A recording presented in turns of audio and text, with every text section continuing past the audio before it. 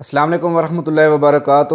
جیسا کہ آپ جانتے ہیں میرا نام شعیب اختر ہے اور میں doctor institute of paramedical D G Khan میں ٹیچنگ کرتا ہوں۔ تو آپ لوگوں کا جو لیکچر چل رہا ہے کورس فرسٹ ایئر کا، تو وہ تھا آپ کا انوائرمنٹل ہیلتھ۔ اب انوائرمنٹل ہیلتھ میں آپ لوگوں نے مختلف فیکٹر پڑھے تھے کہ کون کون سے فیکٹر ایسے ہوتے ہیں جس وجہ سے ہمیں بہت زیادہ بیماریاں پیدا ہو رہی ہیں ہمارے جسم میں، اور کون کون سے فیکٹر ہیں جو ہمیں نقصان پہنچا رہے ہیں۔ تو اس میں تھا فزیکل فیکٹر، کیمیکل فیکٹر، اور آپ کا تھا بیولوجیکل فیکٹر۔ تو اس میں ایک فزیکل فیکٹر میں تھا کہ واٹر کو کس طرح سے ہم حاصل کرتے ہیں، کہاں کہاں سے ہمیں کتنے پرسنٹیج حاصل ہوتا ہے، سمندر سے، گلیشیئر سے۔ تو اس کے بعد تھا اس کی جو نقصان ہوتے ہیں ہمیں پولیوٹر واٹر سے، وہ تھے۔ اس کے بعد آج جو ہم ٹاپک پڑھیں گے وہ ہے واٹر بورن ڈیزیز کے مختلف پانی سے پیدا ہونے والی بیماریاں ہیں، وہ کون کون سی ہیں اور کس طرح ہوتی ہیں اور کس طرح ہمیں نقصان پہنچا رہی ہیں۔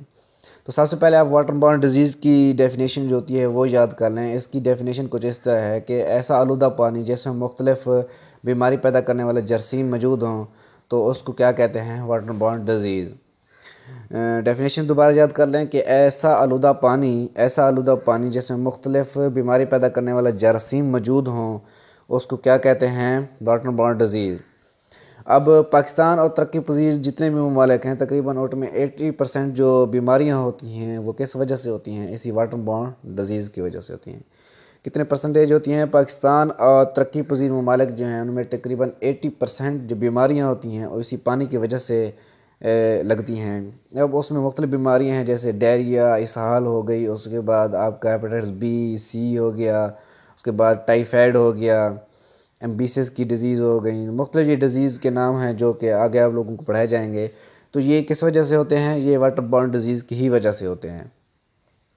تو ڈبلیو ایچ جو او ہوتا ہے، ادارہ ہے ایک ورلڈ ہیلتھ آرگنائزیشن کا، تو اس کے مطابق تقریباً ہر سال تقریباً 18 لاکھ جو اموات ہوتی ہیں وہ کس وجہ سے ہوتی ہیں، وہ اسی ڈائریا کی وجہ سے ہوتی ہیں، جو ایک پانی سے پیدا ہونے بیماری کا نام ہے ڈائریا۔ تو یہ کس وجہ سے ہوتی ہیں؟ یہ پانی کی وجہ سے ہی ہے ڈائریا، جو کہ ہمیں نقصان پہنچا رہا ہے۔ اور تقریباً اس میں جتنی بھی اموات ہوتی ہیں اس میں زیادہ اکثریت جو ہوتی ہے وہ بچوں کی ہوتی ہے۔ اب کرونا کی وجہ سے تقریباً 2 لاکھ 2.5 لاکھ جو اموات ہونے کو ہیں، تو اس کے لیے تو پوری دنیا میں ہلچل مچی ہوئی ہے۔ لیکن جو ایک ایسی ڈیزیز ہے جو آپ لوگوں کو پتہ ہے، پوری دنیا کو پتہ ہے کہ ڈائریا جو ڈیزیز ہے یہ بھی ایک بیماری ہے اور یہ 18 لاکھ ہر سال اموات ہوتی ہیں۔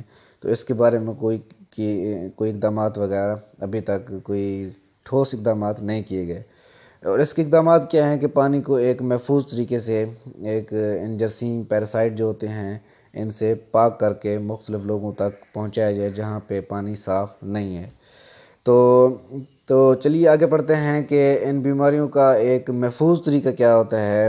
کہ سب سے پہلے تو یہ ہوتا ہے کہ آپ لوگوں کو ایک شعور ہونا چاہیے کہ پانی کو کس طرح ہم نے استعمال کرنا ہے۔ اور اگر آپ لوگوں کو پتہ ہے تو آپ لوگوں کا فرض بنتا ہے کہ آپ ساتھ والے جتنے بھی لوگ ہیں، جتنے بھی ایسے لوگ ہیں جہاں وہ ایسے علاقوں میں رہتے ہیں جیسے جوڑ ہو گئے، تالاب ہو گئے، جو زمینی سطح سے استعمال پانی کرتے ہیں، تو ان کو آپ بتائیں کہ آپ کس طرح پانی محفوظ کر کے استعمال کر کے آپ پی سکتے ہیں۔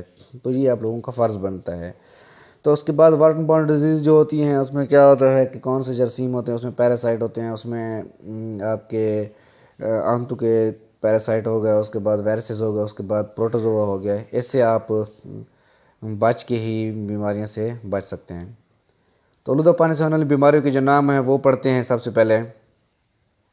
تو آلودہ پانی سے بیماریاں، جو مختلف بیماریاں ہوتی ہیں اس میں کیمیکل ہوتا ہے، جانوروں کا فضلہ ہوتا ہے، انسانوں کا فضلہ وغیرہ شامل ہو جاتا ہے جو وہی آپ استعمال کرتے ہیں۔ اور یہ ان علاقوں میں زیادہ ہوتا ہے جو میں نے پہلے آپ لوگوں کو بتایا ہے، جو زمینی سطح کا پانی استعمال کرتے ہیں، جیسے بارش کا پانی سطح پر رہتا ہے وہی استعمال کرتے ہیں۔ جیسے مختلف کیمیکل شامل ہو جاتے ہیں جھیل، تالاب میں، وہ استعمال کرتے ہیں۔ تالاب میں نہروں کا پانی استعمال کرتے ہیں تو اس میں مختلف یہ جراثیم وغیرہ شامل ہوتے ہیں۔ اس کے بعد آپ لوگ جو پڑھتے ہیں وہ ہے جراثیم۔ آپ لوگوں کو جو اب پڑھانے والا ہوں وہ تھا کیا ہے کہ جراثیم کون سے ہوتے ہیں، ان کی اقسام کیا ہے، اور جراثیم کا نام کیا ہے، اور ان کی ڈیزیز کا نام کیا ہے۔